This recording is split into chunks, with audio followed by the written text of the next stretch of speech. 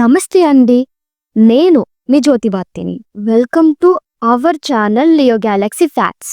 కార్బోహైడ్రేట్లు, ప్రోటీన్ గురించి తెలుసుకుందాం.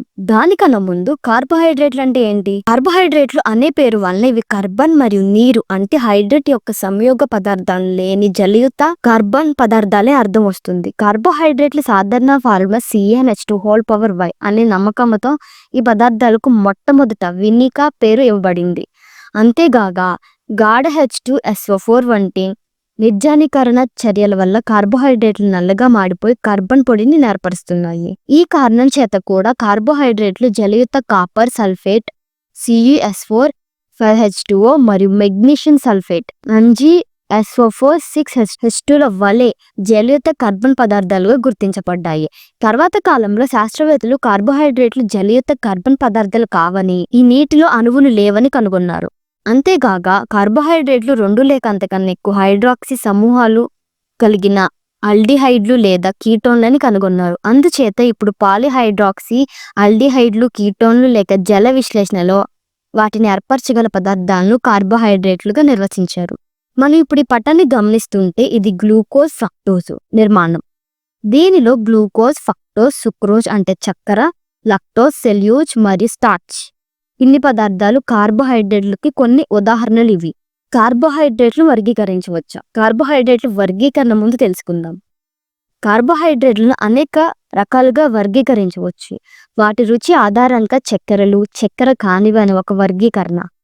గ్లూకోజ్, ఫ్రక్టోజ్, సుక్రోజ్ తీపి రుచి కలిగినందున వాటిని చక్కెరలు అంటారు. రుచి లేని సెల్యూజ్, స్టార్చ్లు చక్కెరలు కాని పదార్థాలు. బియ్యం, పప్పు, ధాన్యాలు, ఆలుగడ్డలలో ఈ పదార్థాలు లభిస్తాయి. చక్కెర తీయదనంలో అధిక తారతమ్యం గలదు. అన్నిటిలోకి ఫ్రక్టోజ్ అధిక తీయదనము గలది. కొన్ని చక్కెర సాపేక్ష తీయదనాల గురించి ఇప్పుడు తెలుసుకుందాం. సుక్రోజ్ 100కి దగ్గర ఉంటుంది, గ్లూకోజ్ 74, ఫ్రక్టోజ్ 173, గలకోటోజ్ 32, మల్టోజ్ 32, లాక్టోజ్ 16. అయితే ఆల్డిహైడ్ ప్రమేయ సమూహాలు గల కార్బోహైడ్రేట్ను ఆల్టోజ్లని, అలాగే కీటోన్ ప్రమేయ సమూహాలు గల వాటిని కీటోన్లని ఇంకొక వర్గీకరణ చెబుతుంది. కార్బోహైడ్రేట్లో గల కార్బన్ పరమాణుల సంఖ్యను బట్టి వీటిని టెట్రోజెస్, పెంటోజెస్, కార్బన్ పరమాణువులు గలవి మొదలైనవిగా కూడా వర్గీకరించవచ్చు. జల విశ్లేషణ పట్ల కార్బోహైడ్రేట్ల ప్రవర్తన ఆధారంగా చేసిన మోనోసాకరైడ్లు, ఆలిగోసాకరైడ్లు, ఒలిసాకరైడ్లు అనేది అధిక మన్నాన పొందిన వర్గీకరణ. అయితే మోనోసాకరైడ్లు అవి అత్యంత సామాన్య కార్బోహైడ్రేట్లతో వీటిని జల విశ్లేషణ చెందింది. ఇంకా చిన్న కార్బోహైడ్రేట్లను పొందలేము. గ్లూకోజ్, ఫ్రక్టోజ్, మోనోసాకరైడ్లు ఉదాహరణలు. వీటికి ఆలిగోసాకరైడ్లు.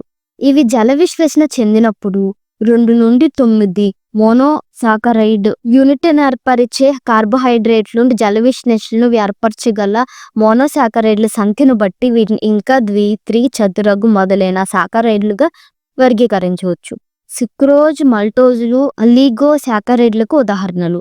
పొలిసాకరైడ్లు జల విశ్లేషణ వల్ల అధిక సంఖ్యలో మోనోసాకరైడ్లు ఏర్పరచగల కార్బోహైడ్రేట్లను పొలిసాకరైడ్లు. వీటి సాధారణ ఫార్ములా C6H10O5 పిండి పదార్థము, సెల్యూజన్ వీటికి ఉదాహరణలు. తర్వాత వీడియోలో కార్బోహైడ్రేట్ ప్రాముఖ్యత గురించి తెలుసుకుందాం. నెక్స్ట్ వీడియో కలుద్దాం. Thanks for watching.